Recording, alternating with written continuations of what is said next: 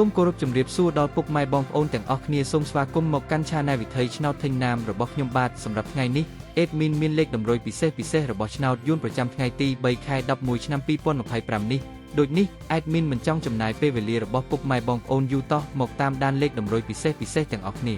លេខតម្រុយថ្ងៃនេះ Admin មានលេខតម្រុយទី1 O30 និងលេខពិសេសចុងក្រោយ O50 សម្រាប់លេខតម្រុយពិសេស2លេខមានលេខ37លេខ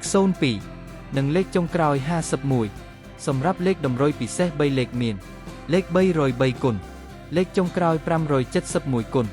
សម្រាប់លេខតម្រុយពិសេសថ្ងៃនេះ Admin សូមជូនពរឲ្យពុកម៉ែបងប្អូនជួបតែសំណាងល្អហេងគ្រប់គ្នាហើយក៏សូមអរគុណដល់ពុកម៉ែបងប្អូនទាំងអស់គ្នាដែលបានចូលរួមទស្សនារាល់វីដេអូរបស់ Admin សូមកុំភ្លេចជួយចុច Subscribe និងដាក់សញ្ញារូបកណ្ដឹងដើម្បីទទួលបានព័ត៌មានផ្សេងនិងលេខតម្រុយថ្មីជាប្រចាំថ្ងៃពីខ្ញុំបាទ Admin វិថីឆ្នោតថេងណាមសូមអរគុណសូមជម្រាបលា